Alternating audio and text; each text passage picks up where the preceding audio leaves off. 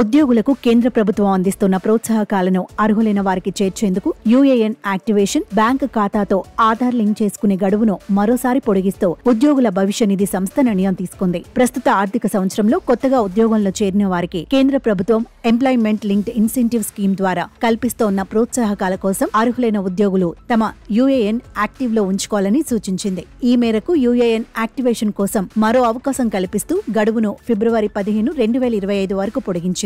గడువులోపు యాక్టివేట్ చేసుకున్న వారికి EPFO employment linked incentive scheme ద్వారా ఆర్థిక సాయం లభిస్తుంది. అయితే ఈ స్కీమ్ ద్వారా కేంద్ర ప్రభుత్వం కొత్తగా ఉద్యోగంలో చేరిన వారికి 1 నెల వేతనాన్ని ప్రోత్సాహకంగా అందిస్తోంది. కంపెనీల యాజమాన్యాలు సదరు ఉద్యోగుల యూఏఎన్ యాక్టివేట్ చేసుకునేందుకు తగిన చర్యలు తీసుకోవాలని కోరింది. అర్హులైన వారికి ఈఎల్ఐ బెనిఫిట్స్ లభించేలా యూఏఎన్ యాక్టివేట్ చేసేందుకు కృషి చేయాలని సూచించింది.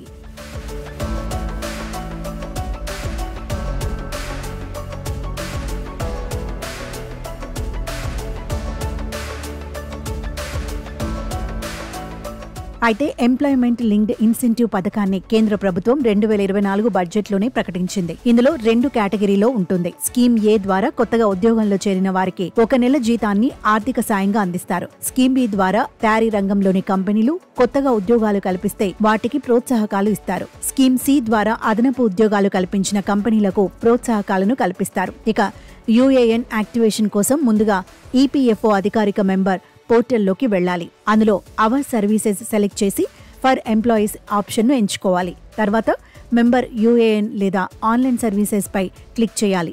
కొత్త పేజీ వస్తుంది. అందులోని ఇంపార్టెంట్ లింక్స్ లో యాక్టివేట్ యువర్ యూఏఎన్ పై క్లిక్ చేయాలి.